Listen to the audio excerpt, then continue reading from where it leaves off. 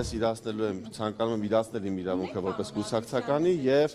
նաեւ ունենալ առաջադրվելու իրավունք Նաև կարծում եմ, որ առաջիկայում այսօր կամ վաղը կամ մոտորերս վարչությունից կհրավիրի, որպեսզի քննի իմ բողոքը եւ բավարարի բողոքս կամ մերժի։ Դուք հասկացել եք պատճառը պատասխանը։ Ասեմ։ Ունեմ այդ հարցի պատասխանը։ Ես իմ գործունեությամբ ճակերտներիմս ցավացրել եմ որոշ մարդկանց, ովքեր այսօր դեռևս չեմ ցանկանում անուններ տալ, ովքեր այս պահին ձեր գործընկերներին ասել եք, որ Ձեզ որ դեյց է տեղեկատվությունը, այդ նույն մարդն ասել, ում պատվերով գրել եք հոդվածը։ Դուք կարգից ես հրավիրեք, դուք ինչ է նշանակում, այսինքն դուք ինչի հետ կապված եք ինձ հաստատ, ինչ է իրականությունը, ասեք ով է, տեսեք, արգելվում է փակնիստից արտահոս կապահովել, ուր մնաց նաև պատվեր տալ, բայց դա արտահոս չի, դա պատվեր է, որի հետևից կգնանք։ Հիմա անդրադառնանք մյուս հարցին, հիմա հաջորդ հարցին անդրադառնամ։ Ես հանդես եմ եկել մի շարք օրենսդրական նախագծերով եւ որոշ առաջարկներ եմ արել կառավարությանը, 10 առաջարկներ եմ արել, որոնք ընդունվել են եւ նաեւ 5 օրենսդրական նախագծերի հեղինակ եմ։ Ամենախնդրահարույց օրենքի նախագիծը նաեւ որի պատճառով վարչության անդամներից մի քանիսը կամ մեկի գլխավորությամբ որոշել են մերժել իմ առաջադրվելու իրավունքը, կայանում է հետեւյալում։ Ես օրենքի նախագիծ եմ հեղինակել եւ Սկզբնական շրջանում դրան դեմ է եղել ֆինանսների նախարարությունը, պետական եկամուտների կոմիտեն, խոսքը վերաբերվում է օնլայն կազինոների հարկերը կրկնապատկելուն։ Օրենքը ընդունվեց շատ բուռն քննարկումների արդյունքում, քննարկումներից մեկի արդյունքում, որը տևել է 2 ժամ, ես երկար ելույթ եմ ունեցել եւ բերել եմ բոլոր հիմնավորումները, թե ինչու պետք է մենք բարձրացնենք բուկմեյքերական ընկերությունների հարկերը, որոնք վերջում ձևակերպեցինք կրկնակի турքի տեսքով, օրենքի նախագիծը ընդունվեց։ Այս պայդրությամբ ապրիլից մինչև այս պահը 10 միլիարդ, շուրջ 10 միլիարդ ավել գումար է մուտքագրվել պետական բյուջե, ասեմ, այո, հենց այդ նախագիծը, այո։ Ենթադրենք մի վարչության անդամ, բայց մյուսները Հիմա թույլ կտաք շարունակեմ։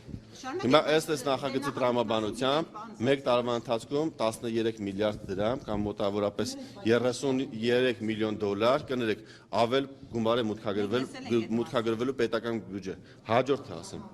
Ինչ խնդիր է եղել։ Հիմա ասեմ, ըստ այդ օրենքի նախագծի սահմանված է, որ հունվարի 1-ից եթե չունենենք խաղային օպերատոր, պետք է 3 անգամ բարձրանան հարկերը։ Այսինքն եւ առաջիկայում մենք տեսնում ենք, որ խաղային օպերատոր չենք ունենալու, արդյունքում հունվարի 1-ից 1 տարվա ընթացքում պետական բյուջե մուտքագրվելու մոտավորապես 70 միլիոն դոլար հավելյալ գումար։ Հիմա մենք պետք է հասկանանք, կներեք, ոմանք ովքեր հստակ կանոն են, եթե չեք ստացել, շատ լավ, հիմա կլսեք ինձ։ Հիմա այդ գումարները, որոնք մուտքագրվել են պետական բյուջե, նախկինում դրանք գնացել են այդ մարդկանց գրպանները, ովքեր որ այդ խոշոր ընկերությունների սեփականատերերն են եւ միլիարդատերեր են։ Այդ կապ ունեն, պարոն Սարգսյան։ Իհարկե ունեն եւ այդ գումարները հիմա եւ որ ժամանակ կա կասեմ։ Իհարկե ոչ։ Չի կարող նման բան լինել։ Ես կներեք կարող եք լսել իմ հարցը։ Եթե ավել 70 միլիոն դոլար այս ընկերությունները գումար են տալու պետությանը, որից մի մասը արդեն տվել են, ինչ է ստացվում, որ իրանք ունեն խնդիր լրջագույնս իդեմս պատգամավոր Սարգսյան Հայկի, ով բարձրացնում է այն հարցերը, որոնք որ մեր հանրությանը հուզում են, որտեղ այսօր խաղամոլությունը, թմրամոլությունը եւ քրեական բարքերը ամենաշատն են ցավացնում եւ հուզում մեր հանրությանը։ Ես այդ հարցերը ըստ նաև պատմության, եթե դուք նայեք վերջին գործունեություն ազգային ժողովի, միակ պատգամավորն եմ եղել, ով այս հարցերը բարձրացրել է եւ պայքարելով հասել եմ արդյունքին իշախ մեր պետության, վտանգելով նաև իմ սեփական կյանքը, քանի որ մարդիկ, ովքեր միլիարդներով այն ժամանակ դնում են գումար իրենց գրպանները, ստիպված պետք է կտրեն եւ թամ պետությանը, որպեսզի այդ գումարները ծառայեն մեր ժողովրդին։ Հիմա ստացվում է, որ ես մեծ օգուտ բերելով իմ պետությանը հայտնվել եմ թիրախային իրավիճակում եւ վարչության որոշ անդամներ մեր մասից չեն գնահատում իմ գործունեությունը։ Վարչությունը ինչ ձև մի րոպե Հերմինե ջան հարց եմ տալիս։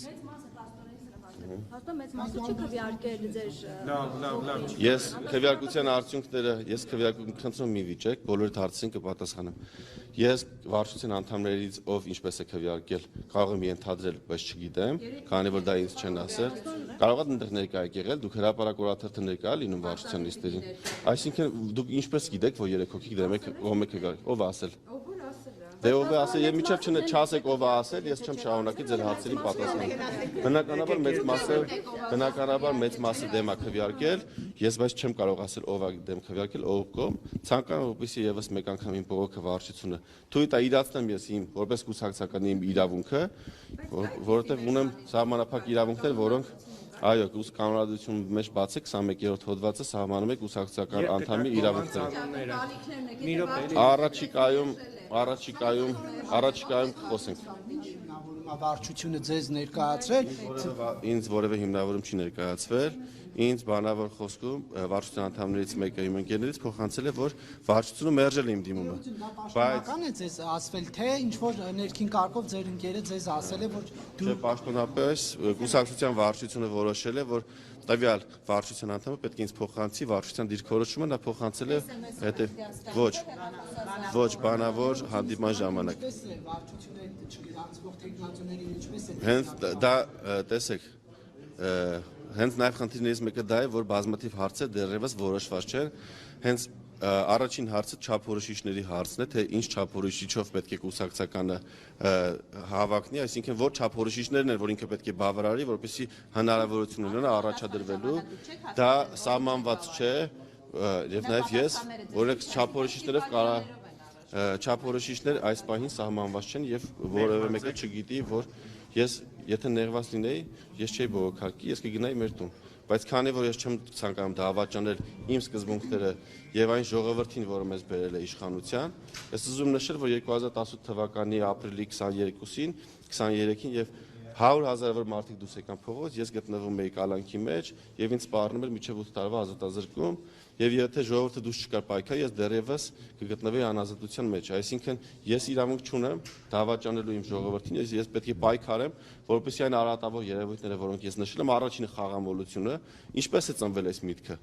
Հազարավոր քաղաքացիներ ինձ դիմել են, ասել են Հայաստանում խաղամոլության այս աստիճանն է, մարդիկ ինքնասպանություններ են անում, իրենց տներն են կորցնում, պետք է կանխել։ Ես 3 առաջարկ եմ արել մեր գործընկերներին, առաջին փակել ընդհանրապես բոլոր on-line կազինոները եւ ընդհանրապես կազինոները Հայաստանում, ինչպես աշխարհի մի շարք երկրներում է, օրինակ Պարսկաստանում, Ամերիկայի Միացյալ Նահանգների որոշ նահանգներում եւ մի շարք այլ տարբեր երկրներում, արաբական երկրներում, Էմիրատներում, Քուվեյթում, մյուս երկրներում։ Երկրորդ առաջարկը, որ ես արել եմ, որը առաջիկայում փորձել եմ նաեւ առաջ տանել, վերաբերվում է նրան իմ երկրորդ առաջարկին, որը գալիս էր ասելու, որ պետք է պետականացնել բոլոր կազինոները եւ on-line շահումով խաղերը, ինչպես աշխարհի բազմաթիվ երկրներում, դրանք պետական են Չինաստանում, Սինգապուրում, նաեւ Ադրբեջանում, Թուրքիայում դրանք կազմակերպվում են պետության կողմից։ Եվ երրորդը Ես ինձ տեսնում եմ ազգային ժողովում, ես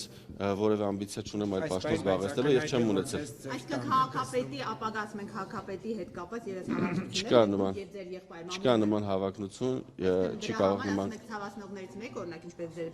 բառով ասեմ, Տիգրան Ավինյանն է, որը Տիգրան Ավինյանը չի մասնակցել այդ նիստին եւ դեմ չի եղել, Տիգրան Ավինյանը իմ ընկերն է եւ նաեւ բանավոր խոսքում ասել է, որ ցավում է այդ որոշման համար, եթե ինքը տեղում լիներ կքվեարկեր կողմ։ Սա ուզում եմ ասել, որպեսզի այդ Տիգրան Ավինյանի հետ կապված բոլոր քննարկումներ փակենք, նա իմ ընկերն է, նա սատարում ինձ, ես սատարում եմ իրան, համարում եմ Հայաստանի Երևանի լավագույն քաղաքապետերից մեկը, եթե ոչ ամենալավը։ Առաջիկայում կխոսենք դրանց մասին։ Առաջիկայում կխոսենք, ոչ։ Պարոն Սարգսյան, քանի որ վարչությունն է ձեզ մերժել, դուք բողոքարկելու եք վարչությանը, չէ՞,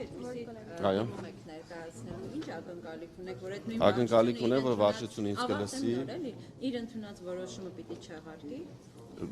Կարծում եմ, որ պիտի վարչությունը նոր որոշում կայացնի։